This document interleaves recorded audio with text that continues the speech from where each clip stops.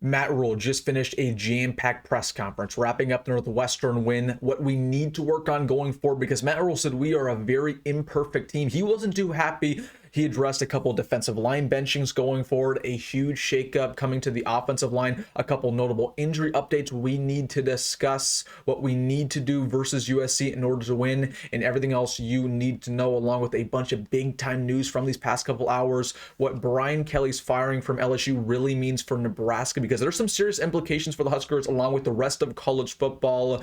Some talk around the blackout, some changes coming to the university, some recruiting news, a big conversation at the end of the video, and so much more. So really quick, this is a jam-packed update. I'm fired up. If you are too, hit that like button, or if you're just having a good Monday, because I know I am, hit that like button. And also, if you're a diehard Nebraska fan and you're not subscribed, what are you waiting for? For daily contact and Huskers, for updates just like this, it's no brainer. It takes 2 seconds. Join the family. Hit that subscribe button. Thank you so much. But without further ado, we have a lot to talk about. I want to get things started with Matt Rhule's press conference from today, because he had a lot to discuss. Then we'll get to all the news from today, because there's a lot of it. But let's start things off with Matt Rhule right off the bat. He was not too happy about the Northwestern win. Again, he talked about the resolve of this team, how they continue to bounce back, and that's all great. And it's awesome that Nebraska continues to win these close ball games that they haven't in the past. However, Matt Rhule is officially fed up of letting teams get back in the ball game. He is tired of letting up in the second and third quarter and blowing leads. And he said what we did versus Northwestern was completely unacceptable. Not only what we did versus Northwestern, but we did the same thing versus Michigan State. We had a big lead and we blew it. We did the same thing versus Maryland. We had a big lead and we blew it. We're tired of doing that. Okay, it's great to win close games. Don't get me wrong. Okay, this team has a lot of mental fortitude. We'll talk about it as the week progresses. However, when you are up big, you got to continue to have the foot on the gas. You cannot be inconsistent like we've been in the past, because listen, when you play against good teams like Michigan, like USC, like Minnesota, even like in Iowa, if you are inconsistent against them, they will take advantage of you. That's just the way it goes. In Northwestern, here's the dirty secret. We won that game, sure, but Northwestern almost lost it because they made some self-inflicting mistakes. They had multiple penalties. They had multiple turnovers. It was the same deal with Maryland. So it's great that we're winning close games, but we're winning close games against bad teams. And Matt Rhule addressed that. So he said, you know what? It's awesome that we're winning these, but we're not playing to our standard. And going forward, we need to be consistent. We need to play all 4 quarters, all 3 phases of the ball game in order to beat USC, and we need to execute at a higher level this Saturday.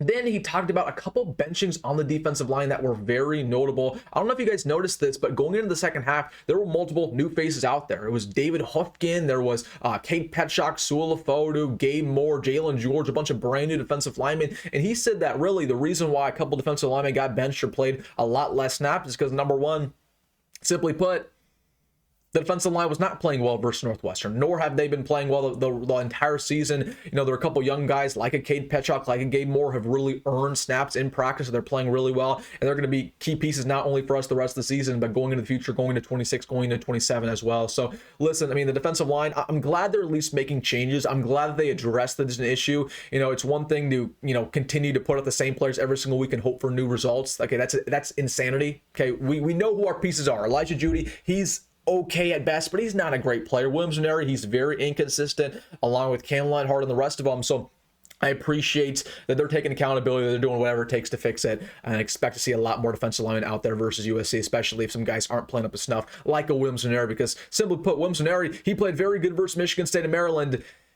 and we haven't seen anything the past 2 weeks. And Williams Neri is very similar, where he's very similar to James Williams, and I really like Williams Neri, but he's a third down pass rusher in my opinion. And if he's not getting the quarterback, he's not doing anything, because that guy cannot stop the run, at least at this point in his career. I think he can stop the run next year, but at this point in his career, he just can't, because he's getting exposed in the running game. Then talking a little bit about the wide receivers, because this has been a huge conversational point on the channel. We discussed, you know, Dane obviously not playing up to his price tag, same deal Jacory. Obviously the stat line speaks for itself. And the thing around receivers are that, you know, you don't want to look at the box score for, you know, defensive linemen, linebackers. Sometimes it won't tell you the full story. For the wide receiver position, it usually tells you the full story. It doesn't matter who your quarterback is. It doesn't matter who your offensive line is. If you are a good wide receiver, you produce regardless of the circumstances. Justin Jefferson, he's playing for the Vikings right now. He has J.J. McCarthy and Carson Wentz. He's still producing. Same deal, Jamar Chase with Joe Flacco. Okay, those are NFL examples. You can do the same thing in college football. The bottom line is, Dane has a really good quarterback. Sure, the offensive line's not doing him favors, and sure, Dylan's vision's not been very good, and just Dane's not producing. He's just not. He's averaging 20 receiving yards the past 4 games. Same deal, Jacory. So that's a huge con. They're getting open a little bit. Dylan's not finding them, but it's also their fault for not getting open as much as they should. However, here's the caveat. Matt Rhule addressed those concerns, said, yeah, the receivers need to play better, but he also said there's a positive. The wide receivers blocked at the highest level versus Northwestern that he's ever seen coaching football. Before even he was a head coach, he has never seen receivers block as well as they did versus the Wildcats, and that's Dane Key, that is Jacory, Barney, that is Nyziah Hunter. All 3 of those guys blocked very well. And one thing that I'll mention, it's funny how we went from the worst blocking wide receivers last year to one of the best overnight. You know what we did? We fired our receivers coach and we fired our offensive coordinator. It's funny how when you make a change with the coach, things start to get better pretty quickly. Looking at the offensive line, looking at the defensive line. Now that's a conversation for another day. But again, kudos to the wide receivers. It's not been all bad, but again, we need to see some more production on the stat sheet in order for us to beat USC. Again, if we want to beat USC, Dane Key can't have 20 receiving yards. Again, that's a non-negotiable, along with Jacory, along with the rest of these guys. But he talked about the receivers. As for a couple injury updates, let's roll over them. Of course, we revealed first on the channel yesterday that Teddy Prochazka out for the year with an ACL tear. Matt Rhule did confirm that once again today. So again, really unfortunate news with Teddy. That's his 3rd ACL tear in 4 seasons. Yeah, just awful news. Again, it wasn't too shocking, right? This is somebody who, unfortunately, he's got injured time and time again. Again, I don't think he's never played a full season his entire career, and unfortunately, with Teddy Prochazka, that will be the last time he ever plays a snap of football. His career is officially over. So again, wish Teddy the best of luck in his next profession, his next life, but will no longer be a Cornhusker. But I'm more so mad at Matt Rhule starting him versus Northwestern because number one, Teddy wasn't playing good football, so that was questionable in and of itself. And number two, we know that when Teddy gets extended snaps, he gets injured. That's just the way it goes. The best case scenario with Teddy is you want him to be a swing tackle and get him, 10, 20 snaps at the very most a game. If you start to get into the 30, 40 range, that's when he gets banged up. So I think really the coaching staff messed up in their judgment. But it is what it is. And then the big conversation, who steps up at right tackle now? Is it going to be Turner Corcoran?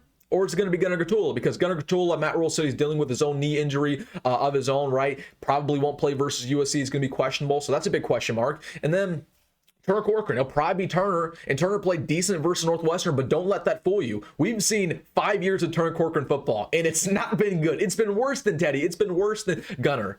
So, okay, cool. He played decent. He played adequate versus the Wildcats, but it's a whole different test when USC comes to town. So, listen, it'll probably be Turner versus USC. Just watch out for that, but that's not a good scenario. We gotta have the same game plan where we just gotta get the ball out of Dylan's hands quick.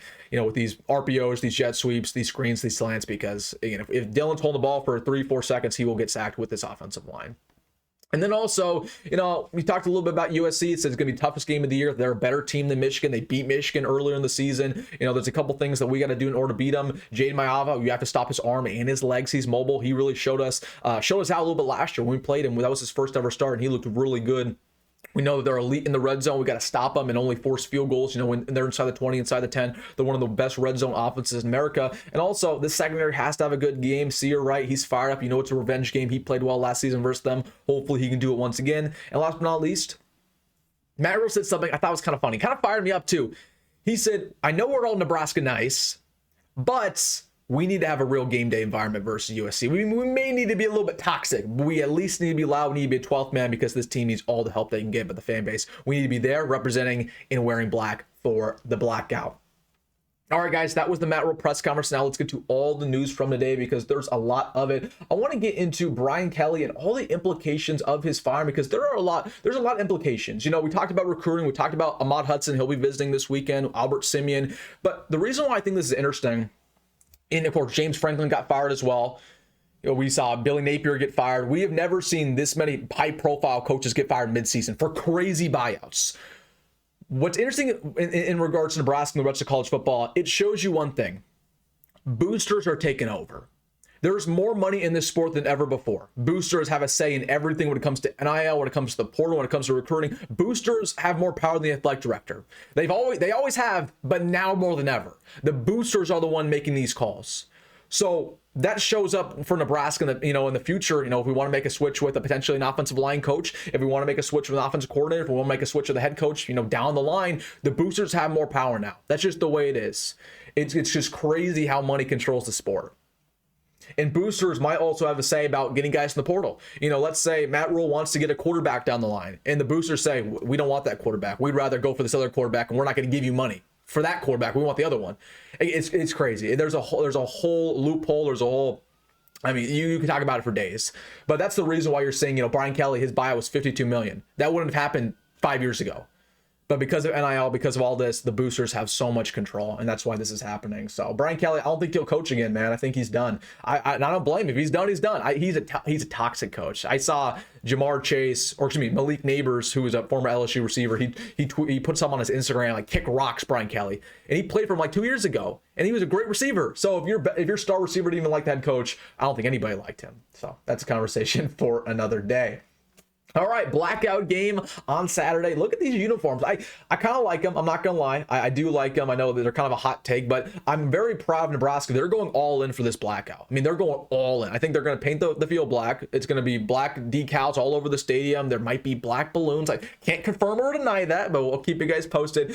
They're going all in, man. So I really appreciate them doing that. But again, if you're going to be there at the game, wear black because I know I am. But I think it's really cool. Let me know your thoughts. Let me know your thoughts on the blackout. I do want to hear what you have to say.